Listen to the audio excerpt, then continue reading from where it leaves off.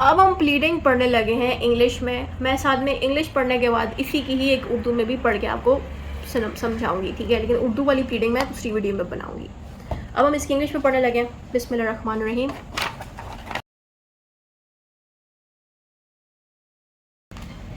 तो ये हमारे पास एक रिटन आंसर है रूल्स ऑफ प्लीडिंग का, जिसमें हमने ये बताना है कि प्लीडिंग होती क्या है, ठीक है। तो अब हम इसको शुरू करने लगे हैं। Introduction. Certain actions are deemed illegal and aggrieved person is free to approach a court for filing of a suit for redressal of his grievance. यहाँ पे ये लाइन लिखी हुई है कि कुछ ऐसे एक्शन जो इंसान लेते हैं वो इलीगल होते हैं, जैसे कि वाइफ्स को डिवोर्स देते हैं हस्बैंड, तो उनको हक महर देना चाहिए, इस्लाम ने हमें कहा है, पर वो नहीं देंगे तो इलीगल हो जाएगा। उसके अलावा अगर आपने किसी इंसान को जानबूझ के हार्म पहुंचाया है, कोई अगर आपकी लैंड से गुजर रहा है और आप उसी की लैंड पे उसको गुजरने नहीं दे रहे, तो वो भी एक इलीगल हरकत होगी। ऐसे कई सारे केसेस हैं जो इलीगल हो जाते हैं। ऐसी सिचुएशन में कोर्ट्स जो है इंसानों को ऑप्शन देती है कि वो कोर्ट में आके प्लेंट दायर कराएं, एंटर कराएं। प्लेंट होती है जिसमें प्लेंटिव होता है, प्लेंटिव वो बंदा होता है जिसका नुकसान हुआ, ठीक है, और डिफेंडेंट वो इंसान होता है जिसने नुकसान किया। तो दोनों अपनी अपनी साइड से एक चीज़ जमा कराते हैं। प्लेंट कराता है, प्लेंटिव जो है प्लेंट कराता है, और डिफेंडेंट जिसने नुकसान किया वो अपनी साइड से रिटन स्टेटमेंट जमा कराता है कोर्ट में। और ये कोर्ट खुद ऑप्शन देती है उन लोगों को कि आप कोर्ट में आके चीज़ें किया करें ताकि आप लोगों की जो प्रॉब्लम है वो रिमूव हो सके, ठीक है। ये बातें आपको इस फर्स्ट लाइन में लिखी मिलेंगी। One who puts his case first in form of plaint is called plaintiff, यानी कि वो इंसान जब अपना केस पहले कोर्ट में लेके आता है उसको हम प्लेंटिव कहते हैं। And the other one who reply to the facts of the plaint in the form of written statement is called defendant. और यहाँ भी ये कह रहे हैं कि जिस बंदे ने, जिस प्लेंटिव ने या जिस इंसान ने प्लेंट जमा करवाई है ना कोर्ट में आके, पहले स्टेप लिए खुद आगे, वही इंसान जो है जब कर देता तो उसके जवाब में जिस इंसान के ऊपर उसने केस किया है, जिस इंसान पे केस की, वो अपने जवाब में एक रिटन स्टेटमेंट बनाता है उसी को रिप्लाई देने के लिए। जो रिप्लाई देता है, रिटन स्टेटमेंट बनाता है, उस बंदे को डिफेंडेंट कहते हैं। जैसे मैंने स्टार्ट में सारा कुछ आपको बता दिया था। This procedure of presenting plaint and written statement is called pleading. Plaint और रिटन स्टेटमेंट करने को हम प्लीडिंग कहते हैं, ठीक है। अगर आप रिटन स्टेटमेंट बना रहे हो उसको भी हम प्लीडिंग कहेंगे, अगर आप प्लेंट बना रहे हो उसको भी हम प्लीडिंग कहेंगे। ये जो आंसर है ये आप सीपीसी के साथ भी लिख सकते हो। आपका अगर सीपीसी का सब्जेक्ट है उसके अंदर भी आपको प्लीडिंग के ऊपर भी एक जवाब आ सकता है। अब तक आया नहीं है बट इसके ऊपर भी आ सकता है। तो आपने सारा कुछ जो भी ड्राफ्टिंग के अंदर प्लीडिंग तैयार करे वही उठा के आपने उसमें भी लिख देनी है, ठीक हो गया। अब हम इसके दूसरे पॉइंट पर मूव ऑन करते हैं। प्लीडिंग पे पहले हमने इसका इंट्रोडक्शन पढ़ा जिसमें हमने ये बताया कि प्लेंट और प्लीडिंग रिटन स्टेटमेंट होती क्या है। रिटन स्टेटमेंट और प्लेंट को ही हम प्लीडिंग कहते हैं, ठीक हो गया। According to order 6 rule 1 of civil procedure code 1908, pleading shall mean plaint and written statement. अगर आपके पास सिविल प्रोसीजर कोड की किताब मौजूद है, बेयर एक्ट की किताब मौजूद है सीपीसी की, तो आप उसका ऑर्डर 6 रूल 1 खोलो तो आपको साफ साफ एक लाइन मिलेगी, pleading shall mean plaint and written statement, एक लाइन में मिल जाएगी। वहीं से मैंने उठा के उसको यहाँ पे लिख दिया है, ठीक है। डेफिनेशन ऑफ प्लीडिंग यहाँ पे है ब्लैक स्टॉक की डिक्शनरी से मैंने लिए। A formal document in which a party to a legal proceeding, especially a civil lawsuit, sets forth or responds to allegations, claim, denial or defenses। यहाँ पे ये कह रहे हैं ब्लैक स्टॉक डिक्शनरी ये कहती है कि जो इंसान एक डॉक्यूमेंट बनाता है, फॉर्मल सा डॉक्यूमेंट बनाता है, ठीक है, जिसमें एक पार्टी जो है या तो उस दूसरे बंदे पे इल्ज़ाम लगा रही होती है या उन इल्ज़ामों को डिनाई कर रही होती है, ठीक है, या अपने डिफेंस में कोई बातें बोल रही होती है, ठीक है, ये प्लीडिंग होती है, सही है। The rules for pleading are found in Order 6, 7 and 8 of the Civil Procedure Code 1906। तो जो अगर आपके पास बेयर एक्ट है तो आप बेयर एक्ट का 6, 7, 8 ऑर्डर जब देखोगे तो आपको उसमें ना प्लीडिंग के कुछ रूल्स मिल जाएंगे कि प्लीडिंग को कैसे करना चाहिए, क्या करना चाहिए, ठीक है। तो उसका ऑर्डर 6 है उसमें आपको प्लीडिंग के जनरल रूल्स बताए जाएंगे कि प्लीडिंग करने के लिए आपको क्या क्या करना चाहिए, क्या क्या लिखना चाहिए। और जो ऑर्डर 7 है वो प्लेंट्स को डील करता है कि प्लेंट्स में प्लेंटिव को क्या क्या लिखना चाहिए। और जो ऑर्डर 8 है वो डिफेंडेंट के रिटन स्टेटमेंट को डील करता है कि डिफेंडेंट को अपने रिटन स्टेटमेंट में किस तरह से सफाइयाँ देनी चाहिए, किस तरह से अपने को डिफेंड करना चाहिए, क्या क्या बातें लिखनी चाहिए, ठीक है। अब हम इसका ऑर्डर 6 से शुरू कर रहे हैं। इसमें हमने लिखना है general rules for pleading order 6 of CPC, ठीक है। इस तरह लिखने के बाद हमने इसको स्टार्ट करना, general rules for pleading are mention below. फिर हमने प्लीडिंग के रूल्स को शुरू कर देना है। यहाँ पे ये सारे उसका ऑर्डर 6 चल रहा है, ठीक है। ऑर्डर 6 में ये बातें लिखी हुई थी। State your whole case. जो पहला प्लीडिंग का जो 6 पॉइंट है, 6 ऑर्डर है, वो हमें ये कहता है कि आपको ना अपने केस को पूरी तरह से स्टेट करना चाहिए। ऐसा ना हो कि आप आधी बात लिखो ही ना केस के अंदर। और जो मतलब मिसाल के तौर पे आपका किसी बंदे ने एक्सीडेंट कर दिया है और आप एक्सीडेंट में वो बात बताओ ही ना कि किस तरह से एक्सीडेंट हुआ, बस लिख दो एक्सीडेंट हो गया, तो इस तरह से तो आपकी प्लीडिंग नहीं होगी। आपको सारी चीज़ें बतानी होगी कि आपका किस तरह से एक्सीडेंट हुआ, किस बंदे ने आपको टक्कर मारी, कहाँ पे, कितने वक्फे पे मारी, कहाँ पे गाड़ी खड़ी थी, क्या आपकी उसमें गलती थी नहीं थी, सारा आपने बताना होता है। Include all the important facts you relay on for your claims और डिफेंस। यहाँ पे कह रहे हैं फैक्ट्स मीन्स जो हुआ था उस केस में, ऐसे फैक्ट्स बताने हैं जिससे आप खुद बच सको केस में। अगर आप डिफेंडेंट हो, अपने आप को डिफेंड करने के लिए उन फैक्ट्स को बनाओ। अगर आप प्लेंटिव हो, अपने क्लेम्स के लिए, क्लेम्स मीन्स कि आप डिफेंडेंट से पैसे मांग रहे हो कि भाई इसने मेरा नुकसान किया, तो नुकसान के पैसे तभी आपको मिलेंगे जब आप फैक्ट्स बताओगे कि आपकी गलती वहाँ पे नहीं थी। ठीक है, आपने सारी बातें उस प्लेंट में या रिटन स्टेटमेंट में लिखनी होती हैं। ठीक है, चाहे आप डिफेंडेंट हो या प्लेंटिव, वो डजेंट मैटर, दोनों में से जो भी पार्टी बना रही है उसको चाहिए कि वो सारे फैक्ट्स लिखे, सारी बातें लिखे केस के अंदर। फजूल बातें ना लिखे कि मैं जा रहा था, मौसम बड़ा अच्छा था, वो बातें तो जो इररिलेवेंट हो जाती हैं। बट अगर आप ये बातें बताते हो कि मैं इतने डिस्टेंस पे खड़ा था, उस जगह पे गाड़ी का एक्सीडेंट होने के चांसेस नहीं थे, फिर भी मुझे गाड़ी ने मारा, इट मीन मेरी गलती नहीं है। ये तो फैक्ट की बात है, तो आपको बतानी होगी कोर्ट्स की कि गलती आपकी नहीं है। अगर आप डिफेंडेंट हो, अपने आप को बचाना चाह रहे हो, तो आप कह सकते हो कि मेरी गाड़ी जो है इतने वक्फे पे चली थी, इस बंदे की गाड़ी इतने डिस्टेंस पे थी, तो इसकी एक्सीडेंट होने के चांसेस ज़्यादा थे क्योंकि इसकी गाड़ी मेरे करीब लगी हुई थी। तो आप अपने साइड से अपनी साइड को क्लियर करो। ठीक है, कोई फजूल बात नहीं, टू द पॉइंट होना चाहिए, वो बातें होनी चाहिए जो जरूरी हैं। State facts only include the facts of your case, not random discussions. यहाँ पे दूसरी पॉइंट में मैंने वही बात बताई है कि जो हादसा हुआ है उसी हादसे को हमने केस में लिखना है, उन्हीं फैक्ट्स को लिखना है। फजूल बातों का डिस्कस ना किया करें केस उसमें, प्लेट्स में और रिटन स्टेटमेंट में कि भाई उसने जो है मुझसे बदतमीजी की थी तो मुझे गुस्सा आ गया तो मैंने आगे 2 थप्पड़ मार दिए। नहीं, आपका अगर एक्सीडेंट हुआ है, गाड़ी लगी है, गाड़ी लगने की रीज़न बताएं, किस वजह से लगी, किसकी गलती है वो बताएं। ये ना बताएं कि आपको गुस्सा आया, आप उठे हैं, मार दिए थप्पड़, ये इररिलेवेंट बातें हो जाती हैं। इसलिए यहाँ पे लिखा है कि इररिलेवेंट बातों से हट के ना लिखें। Focus on the important facts, यहाँ पे लिखा है कि फैक्ट्स पे फोकस करें। Only include the important facts that are relevant to your case and avoid unnecessary details, और अननेसेसरी डिटेल्स को अवॉइड करें, फजूल बातों को अवॉइड करें, उन्हीं बातों को लिखा है जो केस ज़रूरी होती हैं। सारों में देखो हेडिंग्स फ़र्क है, पर बात एक ही कर रहे हैं। Respond only to the relevant matters, यहाँ पे लिखा है do not address issues not raise by your opponent. अब मिसाल के तौर पे तो प्लेंटिव है, उसने ये कहा है कि मेरी गाड़ी खड़ी थी इस साइड पे, इस लेफ्ट साइड पे, ठीक है, पार्किंग एरिया पे, और डिफेंडेंट आ गई यूँ टक्कर मार दी, बात खत्म हो गई। सही है, अब डिफेंडेंट अपनी साइड से जो रिटन स्टेटमेंट लिख रहा है उसको ये चाहिए कि वो उस चीज़ पे अपनी सफाई दे। तो डिफेंडेंट ये कह सकता है कि उस बंदे की गाड़ी लेफ्ट नहीं खड़ी थी बल्कि रोड के ऊपर ही खड़ी हुई थी, तो इसलिए मुझे फ़र्क नहीं पता चला कि गाड़ी पार्किंग पे है कि रोड पे, इसलिए मैंने सीधा आगे इसकी ऊपर लगा दी, जिसमें ज़्यादा गलती इसकी है। ये हो गया पॉइंट के ऊपर बात करना। अगर मैं फजूल में बोल रही हूँ, जो बातें हुई हैं, मैं ये कह रही हूँ कि डिफेंडेंट जो था गाड़ी से निकल के यहाँ पे खड़ा हो गया, तो मैं उसको बचाने के लिए इस तरह हो गया था, फिर मुझे लगा कि ये गाड़ी रुकी है, फिर मैंने इसको टक्कर मारी, और प्लेंटिव कहता भाई मैं तो उधर था ही नहीं, मैं तो अपनी गाड़ी में बैठा हुआ था। तो इररिलेवेंट बातों को आप निकाल के ना लाएं, खुद से ना बोलें, ऐसी बातों को ना बोलें जो कि ओपोनेंट पार्टी ने नहीं बोली हुई। उन्हीं बातों के ऊपर एड्रेस करें जो केस चल रहा है। लाइक अगर गाड़ी खड़ी है, उस खड़ी गाड़ी को आपने मारा है, तो आपने उस खड़ी गाड़ी से रिलेटेड ही बात करनी है। ये नहीं करना कि भाई मेरा मूड ऑफ था, मेरा दिल नहीं कर रहा था कि मैं गाड़ी लेके चलूँ, बट मुझे जाना था, मेरी ऑफिस था और मैं छुट्टी नहीं कर सकता था, मेरा मूड ख़राब था, मेरी तबीयत ठीक नहीं थी, तो मैंने गाड़ी मारी। नहीं, ऐसे नहीं होता, ऐसे आप अपने आप को डिफेंड नहीं कर सकते, उल्टा आप फंसते हो और ज़्यादा। तो इसलिए हमें कह रहे हैं इररिलेवेंट बातें ना करें, जो केस चल रहा है उसी केस से जुड़े आप बातें करें, उसी केस में अपने आप को बचाने की कोशिश करें, उन्हीं पॉइंट्स को लेके। ठीक है, be concise and precise, state the facts clearly and briefly. यहाँ पे कह रहे हैं जो भी आप फैक्ट्स बताएं उनको क्लियरली एंड ब्रीफली बताया करें। ब्रीफली मीन्स थोड़ा, प्रिसाइज मीन्स थोड़ा, और ब्रीफली भी थोड़ा होता है, और सही से बताएं।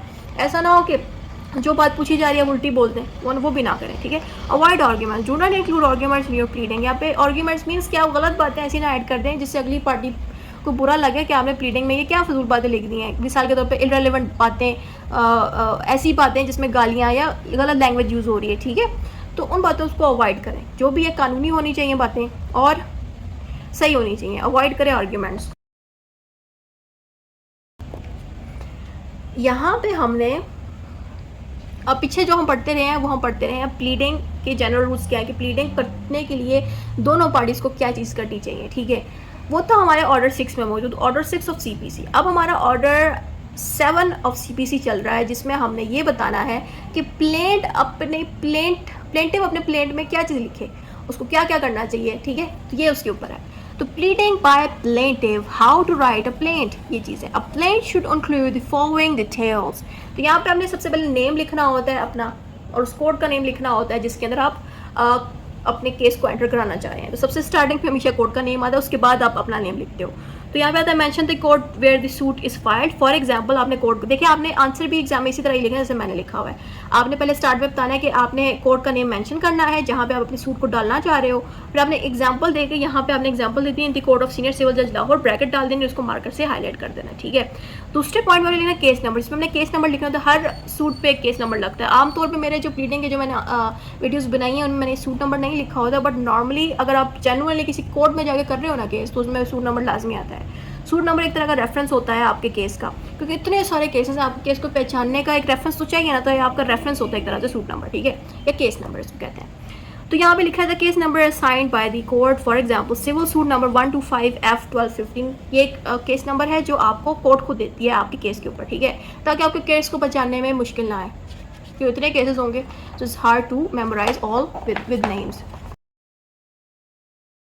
हमने पहले कोर्ट के बारे में बता दिया कि कोर्ट का नेम देना, दूसरे नंबर में बताया कि सूट या केस नंबर दे देना है। जब भी वो चीज़ें आप कर लो, उसके बाद आपने प्लेंटिव ने अपनी डिटेल्स बतानी है कि उसका नाम क्या है, उसके फादर का नेम क्या है, वो कहाँ रहता है, उसकी कास्ट क्या है, ठीक है। तो यहाँ पे लिखेंगे the plaintiff's names, father's name, caste and address. यहाँ पे ये कह रहे हैं कि इसके अंदर आपने प्लेंटिव का नेम देना है, उसकी फादर का नेम देना है, उनकी कास्ट देनी है और एड्रेस दे देना है, ठीक है। फॉर एग्जांपल करके आपने यहाँ पे एक एग्जांपल लिख देनी है मार्कर से कि आपने अहमद रज़ा, ये कोई भी नेम आप दे सकते हो जो भी आपको पसंद हो, अहमद रज़ा लिख देना, सन ऑफ रज़ा रियाज लिख देना, कास्ट कश्मीरी लिख देना, रेजिडेंस में मैंने लाहौर कुछ इकबाल लिख दिया। आपको जो भी रेजिडेंसी का पता है वहाँ उठा के कुछ भी लिख देना। इस तरह से भी लिखना तो लिख दो, यहाँ पे XYZ भी कर सकते हो, आपकी अपनी मर्जी है। मैंने तो डायरेक्ट नेम्स ही लिख दिए थे, क्योंकि किसी बंदे का नेम्स नहीं है, ना ही रेजिडेंसी है, मैंने खुद से इमेजिन करके नेम्स लिखे हैं। फिर आता है डिफेंडेंट्स डिटेल। पहले में आपने प्लेंटिव की डिटेल देनी है, हमेशा स्टार्ट में हमेशा प्लेंटिव ही आता है, और दूसरी लाइन में आपने डिफेंडेंट की डिटेल देनी है, जिसमें आपने डिफेंडेंट के नेम, उसके एड्रेस बताने हैं, उसकी फादर के नेम बताना है। फिर एग्जाम्पल में दोबारा से आपने इसी तरह से उसकी एग्जाम्पल दी ना अहमद रज़ा सन ऑफ, वैसे ही आपने इसमें भी डिफेंडेंट की भी कोई भी खुद से नाम दे देने हैं, जैसे मैंने अली नवाज़ लिख दिए, सन ऑफ नवाज़ अकबर लिख दिए, caste Jat, residence of GHA वगैरह, कोई भी आप रेजिडेंसी और नेम और कास्ट दे सकते हो अपनी मर्जी से, ठीक है। इस तरह से करने के बाद अब हम दूसरे पॉइंट में मूव ऑन करते हैं। तो दूसरे पॉइंट पे आता है कॉज ऑफ एक्शन। तो आपने देखिए प्लेंटिव और डिफेंडेंट के नेम शेम दे दिए, उसके बाद हमने कॉज ऑफ एक्शन के बारे में बताना होता है। तो हमने यहाँ पे लिखा the facts that led to the lawsuit and the date when it occurred. For example आपने यहाँ पे लिखना है कि जिन फैक्ट्स जिस कॉज ऑफ एक्शन की वजह से आप कोर्ट में आए हो केस करने के लिए, और उसकी डेट देनी होती है यहाँ पे आपने।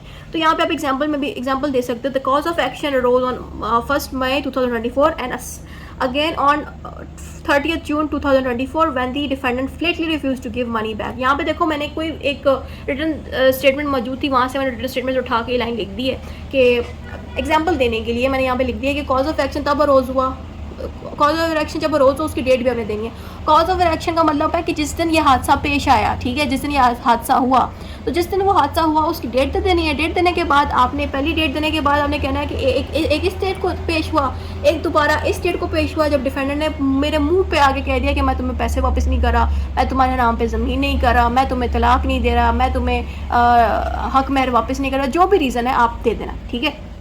फिर आती है जुरिस्डिक्शन। कॉज ऑफ एक्शन देने के बाद आपने जुरिस्डिक्शन दे देनी है। जुरिस्डिक्शन में आपने ये कहना है कि जो भी मैटर चल रहा है प्लेंटिव एंड डिफेंडेंट के बीच, वो लाहौर में हुआ, एक जगह पे हुआ। फिर आपने ये कहना है जो कोर्ट है वो भी लाहौर की है, तो इसलिए लाहौर की कोर्ट के पास जुरिस्डिक्शन है कि वो इस मैटर को डील कर सके। तो यहाँ मैंने लिखा है explain why the court has the authority to hear the case, यानी कि क्यों ये जो कोर्ट है इसमें क्यों आप केस कर रहे हो, आपने ये बताना है। केस करने की वजह ये कि जो ये कोर्ट है इसके पास जुरिस्डिक्शन है हमारे केस को डील करने की, ये बात हमने बतानी है। यहाँ पे लिखा since the dispute raised in at Faisalabad the civil court of Faisalabad have jurisdiction to try this suit.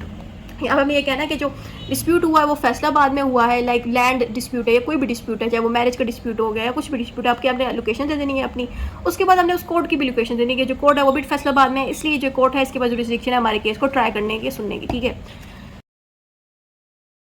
फिर यहाँ पे आपने वैल्यू एंड कोर्ट फीस बता देनी है, जिसमें आपने ना कोर्ट फीस के बारे में बता देना है कि कितनी कोर्ट फीस आपकी लगी उस प्लेन को बनाने में। यहाँ पे लेके state the value of the subject matter of the suit and the court fees. For example देखो हर मैटर के ऊपर फीस होती है। मिसाल के तौर पर अगर लैंड है तो लैंड की कोर्ट फीस कोई और होगी, मैरिज है तो मैरिज की कोर्ट फीस कुछ और होगी। ये मैं इसलिए बता रही हूँ कि जब आप प्लीडिंग करोगे ना तो लैंड्स के ऊपर अजीब लास्ट लाइन पे आपको 4000 लिखी हुई आएगी। अगर आप कोई और कर रहे हो, मैरिज कर रहे हो या डिवोर्स कर रहे हो, उनमें कुछ और आएगी, ठीक है, कोर्ट फीस। तो वो आपको लिखनी होती है। इसलिए मैंने यहाँ पे भी मेंशन किया है कि जो आपने कोर्ट फीस को स्टेट करना है, और कोर्ट फीस जो है सब्जेक्ट मैटर के साथ डील करती है। लाइक जो अगर लैंड केस है वो एक सब्जेक्ट मैटर हुआ, उसके साथ डील करेगी, उसके ऊपर कोर्ट फीस बनेगी 4000।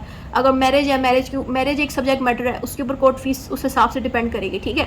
यहाँ पे मैंने एग्जांपल दे दिया that the valuation of the suit for the purposes of court fees and the jurisdiction is ₹3000। Therefore this plaint is written on stamp paper worth ₹2020 to 50, ठीक है। जो भी मैंने रिटन स्टेटमेंट में वर्ड्स लिखे थे ना, वो उठा के मैंने यहाँ लिख दिए हैं कि जो कोर्ट फीस है इस केस की, ये इतने से 3000 की है, 4000 की है, और स्टैम्प पेपर पे मैंने लगाया है इसको, तो इतने पैसे लगे हैं, ठीक है। इस तरह से लिख देना आपने। फिर आ गया था रिलीफ और प्रेयर। एंड पे हमेशा जब आपने कोर्ट फीस बता दी ना, उसके बाद आपने प्रेयर आता है। प्रेयर मीन्स कि आप क्या डिमांड करना चाह रहे हो कोर्ट से। तो प्लेंट जो है प्रेयर में ये लिखता है, रिलीफ भी आप लिख सकते हो, बट नॉर्मली हम प्रेयर ही लिखते होते हैं, ठीक है। तो प्रेयर में आपने लिख देना है क्लियरली स्टेट द रिलीफ और the prayer that the plaintiff is asking for means कि जिसको प्लेंटिव डिमांड कर रहा है कोर्ट से, ठीक है। फॉर एग्जाम्पल प्रेयर, ये मैंने एग्जाम्पल दी हुई यहाँ से यहाँ तक, इससे आगे भी है, अगले पेज पे चला गया। तो यहाँ पे है प्रेयर को हमने उसी तरह मार्कर से सेंटर में रखना है। बेसिकली ये पैटर्न मैंने उठाया हुआ है किसी प्लेंट से, वहाँ से मैंने उठा के इस पर डाला हुआ है, ठीक है। तो in the circumstances related above it is respectfully prayer to the honourable court that के यहाँ पे प्रेयर इससे से मांगी जाती है कि आपने कोर्ट से कहना होता है कि रिस्पेक्टफुली ऑनरेबल कोर्ट का लिख के अब ये कहना है कि जो कि मैंने ऊपर बोला है वो चीज़ें मैं आपसे मांग रहा हूँ, ठीक है। इसमें प्रेयर आ जाता है जिसमें यहाँ से लेकर यहाँ तक ये प्लेंट थी जो मैंने किसी की उठा के ना यहाँ पे डाली, मेरे ही नोट से मैंने उठा के यहाँ डाली है, जिसमें आप देखें in the circumstances it is respectfully prayer the honourable court. ये वही लाइन है पिछले वाली उठा के मैंने गलती से यहाँ दे दी है, उधर भी दिख दी है। आपने 2 दफ़ा नहीं लिखनी, आप एक ही दफ़ा ही लिखनी है, जैसे यहाँ पे लिखी हुई है। यहाँ पे हमने पहले लाइन में कह दिया decree for the sum of ₹3000 में काइंडली भी pass in favour of plaintiff and against the defendant. यहाँ पे हमने कह दिया कि भाई कोर्ट कह रहा है, प्लेंटिव कह रहा है कि भाई मुझे ₹3000 वापस दिलवाए जाए डिफेंडेंट से। उसके अलावा कॉस्ट में ऑल्सो भी अवॉर्डेड टू द प्लेंटिव, और जो भी पैसे प्लेंटिव के लगे हैं इस केस पे, तो वो भी पैसे उसको दिलवाए जाए। Any other relief by the honourable court में डीम पॉसिबल ऑल्सो भी ग्रांटेड, और जो भी कोर्ट अपनी मर्जी से देना चाह रही है खुद, तो वो भी मुझे दे। और एंड पे जाके हमने प्लेंटिव का नाम लिख देना है, चाहो तो यहाँ पर सिग्नेचर भी कर सकते हो, नहीं तो प्लेंटिव का नेम भी काफ़ी है। अब हमने अगले टॉपिक में मूव ऑन करते हैं। जब आपने प्रेयर मांग ली उसके बाद आपने सिग्नेचर करना होता है। The plaint must be signed by the plaintiff and the lawyer. उसके बाद जब आपने प्रेयर मांगी ना, उसी के नीचे, प्रेयर के फ़ौरन नीचे आपने खुद प्लेंटिव ने भी साइन करना होता है और उसके लॉयर ने भी साइन करना होता है, ठीक है। जब साइन आपने करवा लिया, दोबारा आप वेरिफिकेशन आ जाती है, वेरिफिकेशन इसके अंदर प्लेंटिव साइन करता है, लॉयर साइन नहीं करता। लॉयर ने ऑफकोर्स पहले साइन तो कर दिया ना, दूसरी बारे में ये वेरिफिकेशन में क्या कहते हैं, प्लेंटिव साइन करेगा। The plaintiff must verify that the content of the plaint are true to the best of their knowledge stating the date and place of verification. यहाँ पे लिखे हैं कि जब वेरिफिकेशन हो रही होगी ना, तो उस वेरिफिकेशन के अंदर डेट भी मौजूद होनी चाहिए और लोकेशन भी मौजूद होनी चाहिए कि किस लोकेशन पे उस बंदे ने, उस प्लेंटिव ने इस डॉक्यूमेंट को वेरीफाई किया, ठीक है। और यहाँ पे मैंने एग्जांपल भी आपके सामने दे दी है, ये भी मैंने किसी प्लेंट से उठाई हुई है। यहाँ पे लिखना है verified on oath at Lahore on this 30th day of June 2012 that the content of this suit are correct and true according to my belief and knowledge। यहाँ पे देखो वेरिफिकेशन में लिखा है कि मैंने वेरीफाई किया है, मैंने कसम उठाई है लाहौर में इस डेट को कि जो कुछ भी मैंने इस प्लेंट में लिखा है वो सही है मेरे नॉलेज के हिसाब से, और जिस बंदे ने इस चीज़ को एक्सेप्ट किया है और इस पर कसम उठा के इसको सही माना है, उस बंदे का नाम हमने लिख देना है, यानी कि उस प्लेंटिव का नाम लिख देना है और उस प्लेंटिव को साइन कर देना है। बस यहाँ पे आके आपके प्लेंट ख़त्म हो जाती है। अब हम शुरू करने लगे रिटन स्टेटमेंट। तो अब इसका ये चल रहा है ऑर्डर 8। ऑर्डर 8 में हमने प्लीडिंग बाय डिफेंडेंट करेंगे, how to write a written statement आएगा, ठीक है। यानी कि ये डिफेंडेंट की साइड से लिखी जा रही है, बट ये ऑर्डर 8 में था। ऑर्डर 8 की मैंने हेडिंग नहीं दी, आप चाहो तो हेडिंग देके भी लिख सकते हो। यहाँ पे लिखा है the document containing the defendant's pleading is called the written statement. यहाँ पे ये कह रहे हैं कि जो डॉक्यूमेंट डिफेंडेंट बनाता है उसको रिटन स्टेटमेंट कहते हैं। The prayer to it the defence lawyer, हाँ यहाँ पे लिखा है to prepare it the defence lawyer should carefully review the plaint. अच्छा, डिफेंस लॉयर उस लॉयर को कहते हैं जो डिफेंडेंट की साइड लेता है, ठीक है, इसलिए उसको डिफेंस लॉयर कहते हैं। अगर वो डिफेंस का नेम याद नहीं रहा तो आप लॉयर भी लिख सकते हो, बट डिफेंस लॉयर लिखना बेहतर होगा, क्योंकि इसको डिफेंस इसलिए कहते हैं क्योंकि डिफेंडेंट अपने आप को बचाने के लिए ही रिटन स्टेटमेंट लिखता है, ठीक है। should identify the facts, determine which facts should be challenged, study the relevant laws, draft a proper response। यहाँ पे ये कह रहे हैं कि जो लॉयर है, जो डिफेंस लॉयर है, उसको चाहिए कि जो कुछ भी प्लेंटिव ने अपने केस में बातें बोली थी उन केसेस को वो डिफेंस लॉयर पढ़े, उन फैक्ट्स को देखे कि किन फैक्ट्स को उसने पॉइंट आउट किया, और वो ये देखे कि किन पॉइंट्स को चैलेंज करना चाहिए उसने कोर्ट्स पे। लाइक वो देखे कि वो कौन से पॉइंट्स डिफेंडेंट के साइड लेगी, कौन से पॉइंट डिफेंडेंट को नुकसान देगी, ये लॉयर के ऊपर डिपेंड करता है, ठीक है। तो ये बातें यहाँ लिखी हैं। ये हमें समझाने के लिए लिखा है कि जो लॉयर है उसके लिए ये चीज़ लिखी गई है, ठीक है। अब ऑर्डर 3 शुरू, ऑर्डर 8 शुरू हो जाता है। Order 8 of the CPC deals with the written statement. जैसे मैंने पहले कहा था, आप चाहो तो इस ऑर्डर 8 को यहाँ पे भी लिख के शुरू कर सकते हो या इसको आगे भी बना सकते हो हेडिंग, ठीक है। Written statement should include the following details. अब इसके आगे जितना कुछ भी आएगा उसमें हमने ना डिटेल देना शुरू कर देनी है कि रिटन स्टेटमेंट में होता क्या क्या है, ठीक है। पैरावाइज रिप्लाई, पैरावाइज रिप्लाई इसको क्यों कह रहे हैं? अब देखें, जो भी रिटन स्टेटमेंट में आपने प्लेंट में जो प्लेंटिव है जब भी स्टार्टिंग करता है ना वो पॉइंट 1, पॉइंट 2, पॉइंट 3 करके करता है, ठीक है। तो उन्हीं पॉइंट्स पर ही रिटन स्टेटमेंट होगी, यानी कि अगर पॉइंट 1 है तो उसी पॉइंट 1 पे रिप्लाई आएगा, पॉइंट 2 है पॉइंट 2 पे रिप्लाई आएगा, और ये खत्म भी उसी पॉइंट पे ही होगा रिटन स्टेटमेंट जिस पॉइंट पे प्लेंट खत्म हो रही है। अगर 8वें पॉइंट पे खत्म हो रही है, ये भी 8वें पॉइंट पे खत्म होगा, वो 12वें पे खत्म हो रही है, ये भी 12th पे खत्म होगा, एक जैसा ही होगा, ठीक है, फर्क नहीं होगा कोई। तो यहाँ पे लिखा था defender should reply to the plaintiff's allegation in numbered paragraphs that correspond to those in the plaint. यहाँ पे ये कह रहे हैं अगर पॉइंट 1 पे कोई बात हो रही है तो रिटन स्टेटमेंट में भी पॉइंट 1 आएगा, ठीक है, नंबर दिया जाएगा पॉइंट 1, उसमें लिखा होगा एडमिटेड और डिनाइड। डिफेंडेड मतलब रिटन स्टेटमेंट में ना इस तरह से आएगा कि पॉइंट 1 लिखा है उसमें लिखा आएगा पॉइंट 1 इज़ एडमिटेड, फिर पॉइंट 2 आएगा, पॉइंट 2 डिफेंडर को एडमिट नहीं है तो वो लिखा आएगा पॉइंट 2 इज़ डिनाइड, ठीक है। तो आपको पॉइंट वाइज रिप्लाई देना है। यहाँ पे हम एग्जाम्पल भी देख लेते हैं। For example, the facts alleged in para 1 of the plaint are replied to in para 2 of the written statement, ठीक है। यहाँ पे ये कह रहे हैं, यहाँ पे पारा 2 नहीं है, यहाँ पे पारा 1 लिखना था, ये मुझसे गलती से मिस्टेक हो गई। यहाँ पे क्या ये रहे हैं कि जो भी बातें पारा 1 में प्लेंट के पारा 1 में हुई हैं वही चीज़ें आपको रिटन स्टेटमेंट के पारा 1 में लिखनी। गलती से मैंने यहाँ पे 2 लिख दिया, ये 2 नहीं लिखना था, 1 ही लिखना था। ऑफ कोर्स रिटन नोट्स हैं, it can have bit of mistakes दो।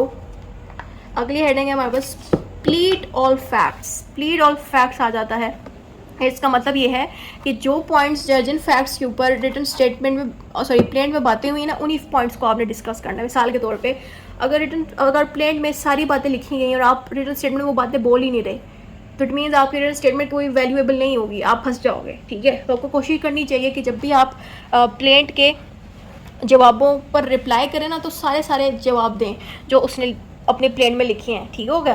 तो ये बात यहाँ लिखी है, इसमें लिखा है defendant must raise all points of the facts and law they intended to use during the trial.